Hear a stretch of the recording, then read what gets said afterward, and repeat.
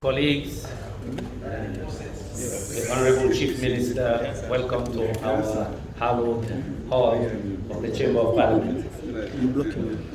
We participated in Bintumani 3 as we had done years before in Bintumani 1 as well.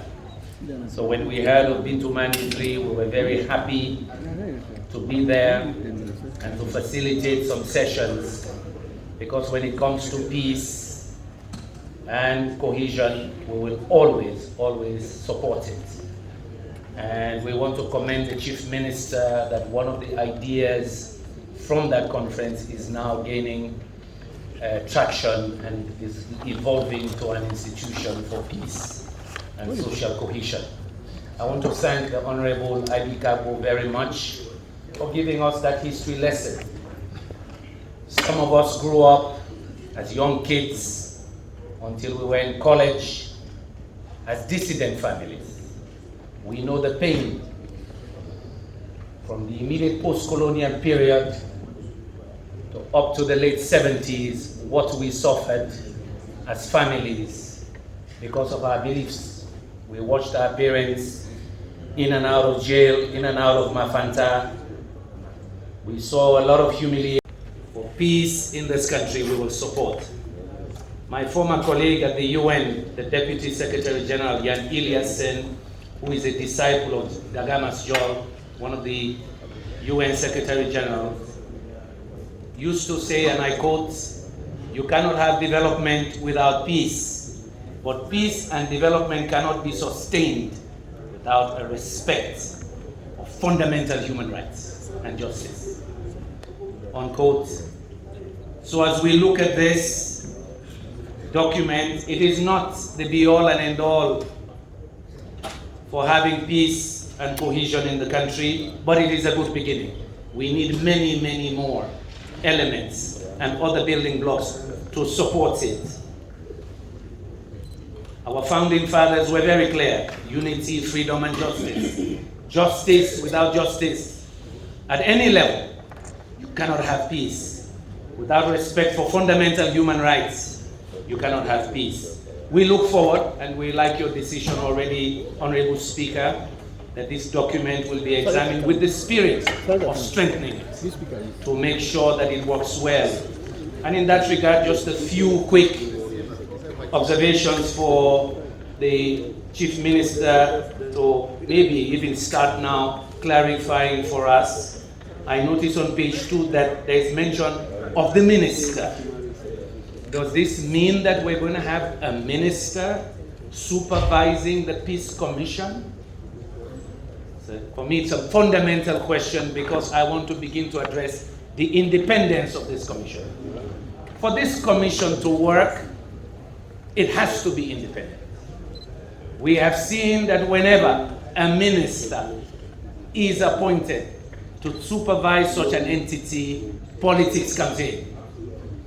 So we want to advocate for us to think collectively as we help to design this. How do we maintain its independence? It's going to be important. Second, I notice on page 3, section 3, subsection 3, and I quote, "The chairman and other members of the board shall, on the advice of the minister, be appointed by the president." Again, section 3, page 3, section 3, subsection 3. Okay, so again, coming back to the issue of independence, I'm asking myself, that opens the door for politicization. But it also begs the question, does Parliament not have a role in this? Don't we have a role in approving who will be the commissioners, as we do for the Human Rights Commission, for the Electoral Commission as well? That is for this Parliament to decide.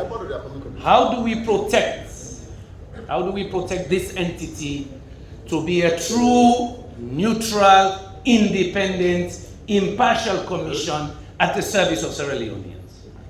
So those are some questions for the Chief Minister to help us clarify. On page 4, legitimately, let me see if I, yes, section 4, subsection 1, I quote, "The chairman shall hold the office for a period of 3 years and shall be eligible for reappointment for a further term of 3 years only." I believe that's a good idea, so people don't sit there forever. They know their tenure can continue. But again, it begs the question. I'm just thinking aloud. We make sure judges' terms extend beyond the given president. I'm just wondering whether 3 years is enough. I don't know. I'm genuinely asking a question. In some institutions, we appoint people so their terms do not coincide with the presidency or CEO tenure, so they're free and have some degree of independence and not worrying about their job. But I like the idea of finality, that in fact 2 terms, that's it.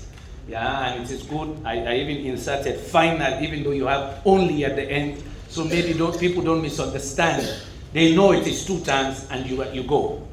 So good idea, but I asked the question, is 3 years the right period? Should it be 5? I don't know. I'm just raising a question for the committee that will be examining this. So I've talked about the role of Parliament in the appointments, in screening. Why?